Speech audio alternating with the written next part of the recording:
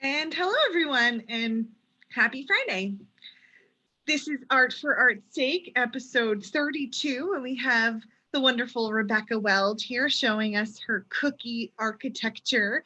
She is both an architecture by day and a cookie artist at night. She's absolutely well known, actually, I think internationally for her cookie decorations, and she has over 33,000 followers on her Instagram account, The Cookie Architect. So we have like a celebrity today, but she's also a close friend and neighbor, and she's working on the North Country Arts Center with us. So I was so glad to be able to pull her in to so she could show us what she's working on with her cookie decorating today. So just a little about the program. This is Art for Art's Sake. It's a new program from the St. Lawrence County Arts Council where we're showcasing local artists. Excuse me. We're showcasing local artists and letting them share their talents and inspirations with you. We love to talk to people about their creative process and what they're working on now and where all sorts of things. It's been so much fun to get to know the artists in our community, people who live here and people who used to live here, all sorts of things like that. If you're an artist and you would like to participate, please send me an email. You can email me at director@slcartscouncil.org and just let me know what you want to do and we'll set up a date. Also, I want to thank all of our previous sponsors for this program. Thank you so much for helping the Arts Council continue to thrive during this time. If you're interested in supporting the Arts Council, we would very much appreciate it if you would go to slcartscouncil.org/give and make a donation today. You can also join as a member, and that's a great way to support us as well. So without further ado, here's Rebecca. I'm going to unmute you so you can get on there. Rebecca, show us what you've been working on. Hey, how are you? Awesome. So I don't know how much of a celebrity I am, and I have let you into the true inner sanctum sanctorum of my architecture cookie architect process. Not my architecture process, which has a whole other office, thank goodness. But I did put you on here on my phone because what I'm going to do, if I can figure it out, is switch what you're looking at so that you are looking at my extremely messy, you'll have to forgive me, guest room / sewing studio / cookie decorating studio / art storage space. So I promised that I would debut a new set of cookies, and I'm going to start by saying, sorry as I whip you around the space here, that they are inspired by this book by Aaron Becker called You Are Light. And what's really cool about this book is that it's made up of transparent color wheels, and as you turn the pages, you see, different pieces of that color kind of peel apart. And this is a little bit of a departure for him from what he usually does. It's a children's book, and it has a great message about, all the colors coming together, and the importance of light, and the light is you when you are light. And now Aaron Becker also is a children's artist. Well, he's an author in that his children's books are entirely illustrations with no picture, no words. So they are just truly magnificent. You might recognize this image as something I actually did in gingerbread a while back. So I've been inspired by him for a long time, and thanks to the blessing of social media, I was able to actually connect with him. So he sent me this book and he signed it, and he asked me to make him some cookies inspired by his latest book at the time, which, full disclosure, was a year ago that he sent me this book, right about the time in my architecture practice got so busy that I wasn't able to make them. So with the quarantine and everything, I was able to finally set aside the time to do it. It was also something where I tried something new. So I did spend a lot of time thinking about how I was going to do it, and I wasn't sure. So if you're not familiar, decorated sugar cookies are, a sugar cookie like you'd imagine, with usually royal icing decorations. And then you can paint those, you can color the royal icing and do different things with that. You've probably seen like a cute birthday set, or I don't know, I made some for a baby shower recently. And there's a Sugar Valley Bakery is a bakery around here where they actually sell decorated cookies if you have them for a party, whatever. What I do is much more about kind of the art of it. So I'm going to show you this set that I did inspired by that book that I just showed you. And I'll talk a little bit about how I do that and some other things. Anyway, I'm going to switch the background. Let's see. So here they are. And so what I decided to do is I had all of these circular cutters of different patterns, and some of them were repurposed. So this was a flower cutter. Some of them other people had designed. I actually designed a series of cutters, this one, and this one that I've used for various sets. So I had those, oh, and this one. And so like that's a sunflower cutter. So I had this, I saw the overlap of how his designs kind of each had a different vibe that went with the colors and the message of that page. And so I went through my cutters and kind of picked out how I was going to make those images, you know, coordinate with the images, you know, the images in the books and the kind of what the shape of the cookie evokes. So that's one of the fun things I like to do is sort of think about the shape of the cookie. I added some details. So like this moon cookie in the book just has empty circles from the color thing, but I added, you know, the moon phases going around that one. And you can see it's a, you know, it's a cookie, royal iced, and then I painted the cookie with edible, well, with food coloring, basically. The other thing that I wanted to explore, and I actually set one up in the window because I did more than one, was using a sugar product that's called isomalt, which is it isn't sticky. Like if you were to melt a sugar candy, it might be a little sticky, but it dries pretty, you know, smooth. So I did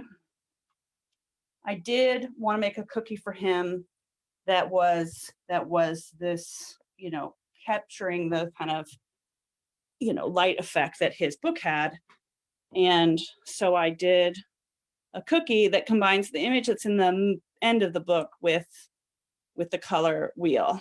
And of course you can see the color wheels from the front, and I got tricked in the end because the image in the back is the reverse image.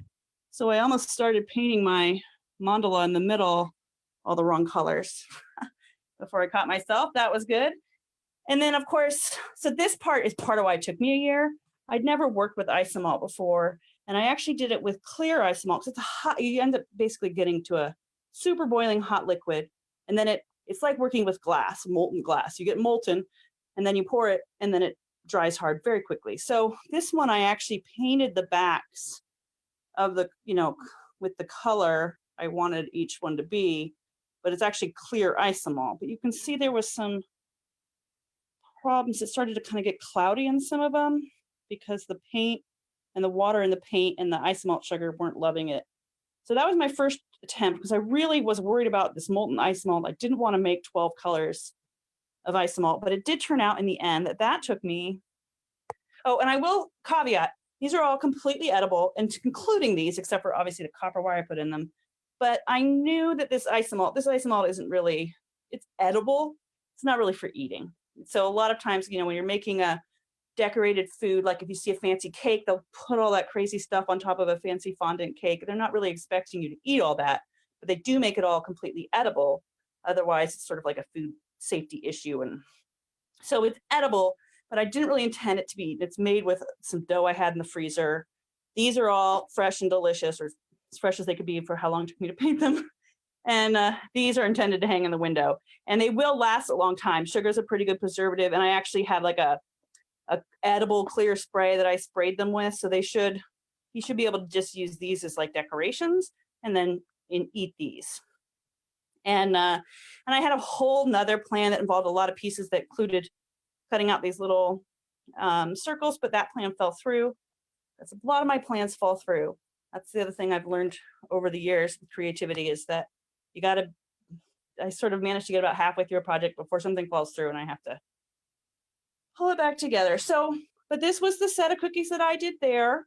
And I mean, I could kind of show you cookies all day, but I don't have them live, but this is my live set, and you can see I did. And the other thing I did is I'm going to show you a projector that I have that puts images on cookies, but these I hand painted by eye because he had done all these illustrations, and I'm sure he didn't just do it by eye, but he's an artist, so who knows, maybe he did. But I wanted to capture these images, but I didn't want, because I have a projector, I didn't want to just copy them. So they are, you can see they're a little bit irregular relative to, like, say, the perfection of the book. I actually added some spikes and stuff where this, you know, cookie had its own shape. And, you know, so that was part of what I did was this is actually like this, not that anyone cares. So that was the thing I did. I was going to show you over here that I have a projector, which I turned off because it's loud. My mom's old sewing machine, she gave to me. Been sewing masks in my quote unquote spare time. But so people ask a lot about how, you know, we get these images onto cookies. And like I said, these I hand painted, but I have an image that's lettering that I want to get on the cookie, and I am not going to eyeball, when you see it, it's a spiral of letters.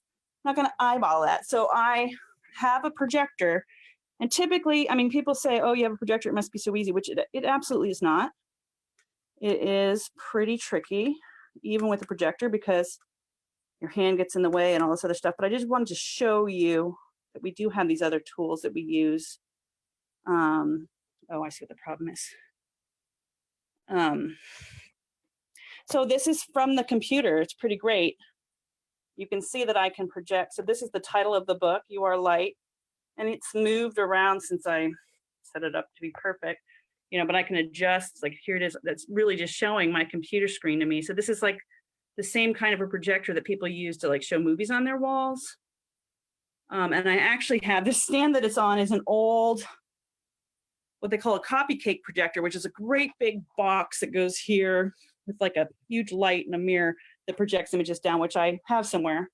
But I use now a little, you know, digital projector in a you know, that's actually a music stand phone holder thing. I don't know. And I am able to project images. So then I would come in with either a paintbrush with edible paint, or they actually make edible markers now. So they make all these crazy things. So it's not, as you can see, in fact, part of the reason we're in here is I wanted to show you that this is my cookie supply bins, this one and that one. Cookies, pretty much only boxes for shipping cookies, you know, boxes for shipping cookies, cookie cutters, cutters, and then, you know, colors, wafer paper, food markers, an entire bin, because I've been doing this for 8 years and I do it. I teach classes and stuff, so I've gotten too much stuff. Stencils, people have airbrushes, food coloring, color and airbrushes, modeling chocolate, which I definitely have to bust out for the kids soon. Sugar veil, which is like this, makes lace. It's ridiculous, guys. Fondant tools, cookie tools, sprinkles, an entire tub of sprinkles, very cool. And stamps and cutters, because people will do stamps into food coloring. And then over here I have, that's actually paint supplies, not cookie paint supplies. And then like ribbons and bows and backgrounds and paint your own painting. I'll never be able to do because my eyesight is gone now. But I did want to show you like the setup I have. This was a make your own paint palette that I bought at Amazon. And this is food gel that I put in here and I labeled with my tiny marker what color it is. And I treat it just like a watercolor palette. And it's quite a mess because I was making a rainbow of colors. Woo. But I do that. And there's a lot of different ways to do it. But I like this because the thing about icing is that it will melt if it gets too much water on it. Really, almost any water on it. So, and in fact, you can even see if I zoom in here, I got a water drop on one of these and I had to just kind of paint over it. Let me see if I can find it. It's one of these purple things. I don't know. I hit it successfully, but if a water drop fell on there, it would be like a crater. So you have to like do watercolor without a lot of water. So the dryness of that, and then you can see I have, these are designated for food. I have a whole tool thing you don't even see now, that this is actually one of the most important tools for moving icing around. It's called a scribe. It's basically a needle on a stick, a plastic. This is called a boo-boo stick because you just use this to scrape off icing when you've done a bad job of putting it on. And I might switch over to showing you stuff on the screen of cookies, but I might ask Maggie what she wants me to do. But I did want to show you, I did a few puzzles by making cookies, designing a set of cookies and making them and sending them to Springbok, the puzzle company. And somewhere they have my little blurb. And I had 3 different designs, which are in a closet somewhere. This is the last one. They made a 2,000 piece version of this, which is the size of like this bed. And then they just made a 500 piece. This is the only one that's currently available, but if you are in a jigsaw mood, it is currently available. And I'm a huge jigsaw person. So this is one of my cookie things that if you look through my cookie catalog, you'll see I do Matryoshka doll cookies a lot. And so this was a real natural fit for me. In fact, I'm really inspired to make more Matryoshka doll cookies because this puzzle had so many different kinds. Anyway, so that's me. I do architecture mostly, as I've said. There's my window view, but let me just push myself around. Oh. I do mostly architecture. So I do houses for people, art centers, libraries, all sorts of stuff. I did a lot of work with people for the DRI project. So I'm hoping that, those pick back up as we go. But one of the funny things that happened, so I've been doing cookies, like I said, for 8 years, and I've been doing architecture for 10. And when I was getting going, you're starting your own business, you're doing all these different things. I was finding that I was really having, the problem I was having a hard time getting into was like creative mode for when you actually have to design a house. Because, you're talking to a client, you're doing some billing, you're doing this other thing, you're figuring out some engineering, and then all of a sudden you have to sit down and design a house. And your brain is like, oh, house. It would take me 2 weeks of thinking about designing the house to like sit down and start designing it, which was a problem because people were like, where's my drawings? I was like, I'm thinking about it. So one of the really fun things about doing the cookies was that it really tapped me into thinking creatively, because you're thinking about, so many different pieces of it. There's a whole online community. That was one piece of it. And, so if you go onto Pinterest, you can just look at cookies for 1,000 years. And I would. I don't as much anymore, but and you start to see cookies, like you'll see a cute print on a baby invite, or like a onesie or somebody's t-shirt. Oh, that's a cookie. Everyone, once you're with cookiers, you start to see cookies everywhere. So like the book, it's like, oh, okay, I can see the cookies in this book. I've done gingerbread projects based on, books that I've seen and other things like that. So I've really found that creativity, people sort of worry about creativity being like something that they're going to have to like come up with. Like it's going to come from you and you're just like, oh, I'm going to creative the heck out of this. Or they'll say, I'm not creative, and don't worry about it. But what I've found is that creativity is almost like a natural element. Not to get too woo-woo or anything, but if you think about it like water that's always flowing, like it's like a river. Creativity is just a river that's always flowing, and you can stand as far away from it as you want, or you can like stand and like spoon it into your face. And so for me, a lot of like thinking about how to be creative and how to stay creative is about like, just, am I turning on the faucet or am I turning off the faucet? And so what I found when I started doing cookies was that it totally got my creative juices flowing, as they say, and it would completely transfer to being able to design something at the drop of a hat, even though it was obviously very different to do houses versus cookies. But I really enjoyed, having something that was my own, that was fun. These, you can give people them to eat, and that's joyful. My son loves them. But if you make a mistake, it's like, it's cookies. It's not a house, somebody's gonna, I don't know, sue you over. So, but it really has shown me, and I've work with a lot of people who, you know, because especially with cookiers, they'll get in this kind of thing where they'll say, some of them will say, oh, I just sell them, you know, I just do these designs. And then we, you know, and I'm not creative. And I just found that the fastest way to turn off the faucet is to say, I'm not creative. Like, that's just like going, or I don't know, lefty, loosey, right, whichever way's bad. That's the way it is. So I like to think about it in terms of like, well, you don't say that, because, you know, and the other thing I think is people think, oh, once that faucet's on, it's going to be easy. But like, I spent a year thinking, how am I going to melt this isomalt and not like burn myself and make the cookie? I had a whole other design that I did, only it was a grouping of cookies, and I was going to pour isomalt into each individual one. And then I realized that it's supposed to hang in a window. And I had just spent a year thinking about this thing that has to lie flat to even be together.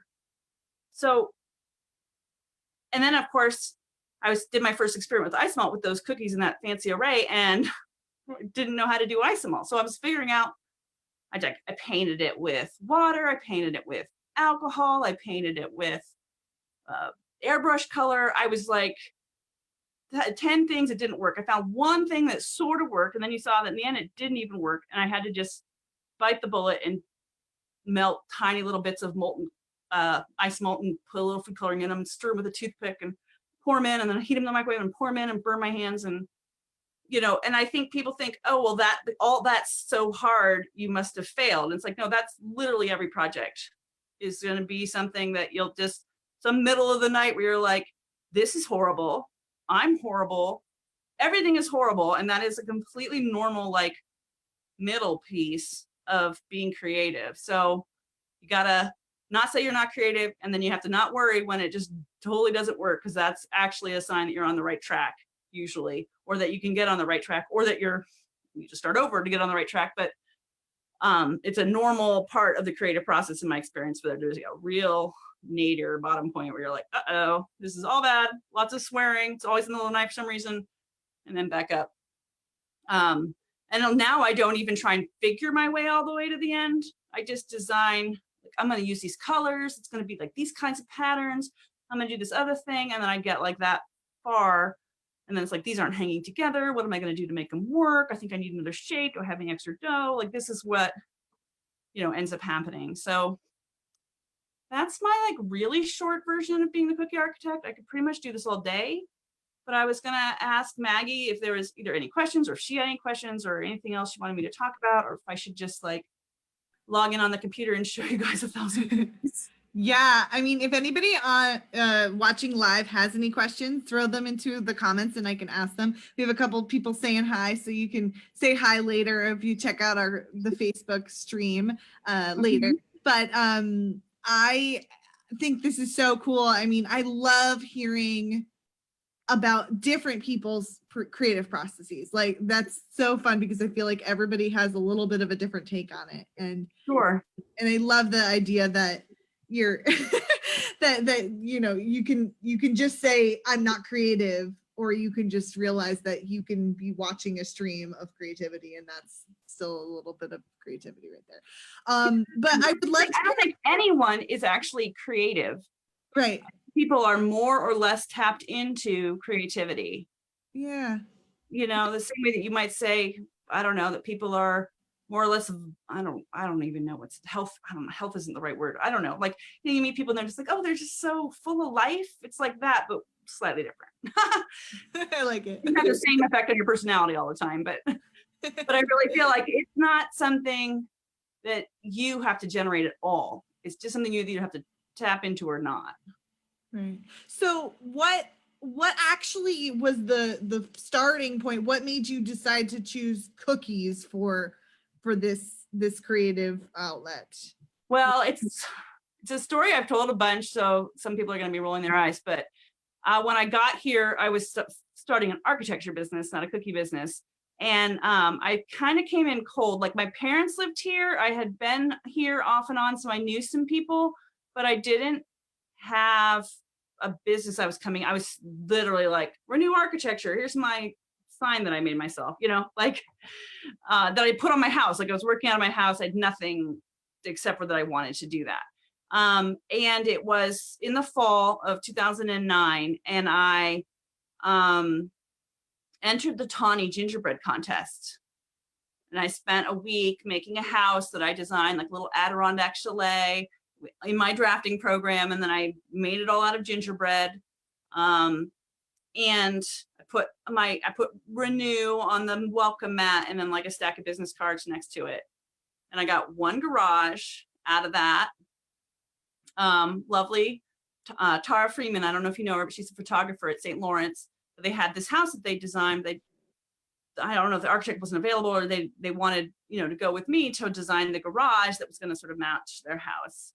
And then a bunch of people, there was a couple people in Canton at the Unitarian Church and other places that kind of helped, and Tawny was great. When I won the contest, they like ran a big ad in the paper, like, new architect in town wins our gingerbread contest.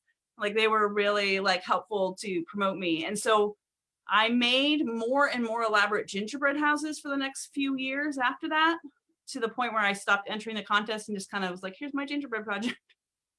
Let me be a judge or something. That was when I was at Tawny. They were so elaborate, and they were like always like architectural recreations. Like, I recreated a hotel that had been in Canton that has been torn down, Hotel Harrington, and it was, huge. It was ridiculous. It took me 2 weeks to do it. And so when I was pregnant with Phineas, who's turning 8 now, at the end of the month, I know, right? And my mom was sort of like, she lives in town, and she'd been helping out with the childcare when I was spending 2 weeks doing these gingerbread projects with my one son, my older one. And she's like, I am not babysitting while you make gingerbread houses for these 2 boys that you're going to have. So I had kind of, I at that point I was just doing gingerbread from just as a total, really, a professional person, but an amateur gingerbread. And then if, as the internet's grown, you get on the internet and it's like, oh my God, what are they doing at gingerbread? The annual gingerbread contest is sculptural and ridiculous and over the top, like intricate recreations of like interior corner of like the, toy store with every little toy made out of gum paste and all this stuff. And then, beautiful royal icing work and all this stuff that I was unaware of. So when I had done that last gingerbread project where I was pregnant, I had wanted to add some touches that were less architectural. So there was like some figures and things. So I had to go online to figure out like what to even make them out of. And I was like going to Misty Hollow, may it rest in peace or come back immediately, where, got gum paste, and I'm figuring that out. And I also I think I got a smartphone right about then too. And so when my son was born and I was nursing him, he didn't like the sound of pages flipping for a while as I read a book or something while I nursed him. So I started flipping through my phone, and I found cookie blogs, because there's a whole community of cookiers who probably got started 5 or 10 years before me with decorating cookies. And it was before, and cookies have kind of had a moment now, like there was a cookie convention, a cookie con, and the first one was like 40 people, and the second one was 100. Now it's like 1,000, and I came in at like the 200 line. Like, I came in relatively early, but not. So there were, the people who've been doing it for a while, and a couple of them had these really amazing blogs. And so I literally like scrolled back to like page 1 of the blog and just started reading, all about how to decorate cookies. And they're just, they're scientific about it. Here's the icing, here's the consistency. I've used it to teach physics workshops about consistency to get, so to get these super smooth surfaces that you're painting on, you have to have just the right consistency. If it's too thin, it won't flatten out. If it's too thick, it'll be lumpy, whatever it is. So, so that was sort of the beginning of the end. I thought, I'll do cookies because it won't take as much time as gingerbread, which did not turn out to be true, even the tiniest bit. No, not at all. I did. So there was sort of a bad for me, but probably good for the cookie world phase where I went, just crazy doing cookies for a couple of years, and still doing the business and growing the business, but just definitely split between 2 worlds and burning the candles at both ends. Because don't forget, I have like the, the babies getting older as I go through there too. So my husband is a saint. He lets me have this whole room, for example. He gets the whole basement, don't worry. But now he stays home with the kids. But that also means that I have to do more architecture and less cooking. So this is the first project I've done in a while because I was doing the library renovation that's going to start building soon is the theory. So that's good. Yay. Now that coronavirus is, we were this close to signing a contract on that project, and then they were like, pause, I'm out. Well, Anyway, this has been so much fun. And I wanted to mention that I started a informal ladies retreat with some friends over, and invited Rebecca to help us teach or help us make cookies. And my mom was coming, and my mom lives in Saratoga, and she was telling her neighbor about it, and her neighbor went gaga over the cookie architect being there. So I thought that was just absolutely hilarious, and I love how big that world, it's a very big world. I have run into people. I've walked onto a beach on Nantucket and had somebody recognize me. I've walked into the weirdest was actually a Starbucks in Watertown where a 12-year-old boy came up to me and said, "Excuse me, are you the cookie architect?" And I was like, oh, I should stop swearing on my Instagram so much. Oh my gosh. But so I have a whole website, thecookiearchitect.com or .net, it doesn't matter, where I have almost everything, but I haven't taken pictures of these yet, but just all of the cookies, scrolling back for years to the gingerbread projects, just so many cookies. There was years where I was making like 24 different sets like this a year for 8 years. So there's tons of stuff to look at if you want to see more cookies. And there's even some links to blogs there and notes about who I actually bake from and stuff. If somebody was like, oh, that looks cool to me, I want to do it. And yeah, that's the Cookie Architect. And I'm on Facebook and Instagram. My Instagram is the slightest bit political, so if you just want cookies, I'd stick with my Facebook or my website. Awesome. And I hope that we can maybe have you back on to talk about architecture, because architecture is also an art form in very many ways. I'd be happy to. That'd be awesome. And you can also check out episode 13 of Art for Art's Sake to see Rebecca's drawings for the new North Country Art Center that we're working on for the Arts Council. So go check that out whenever you can.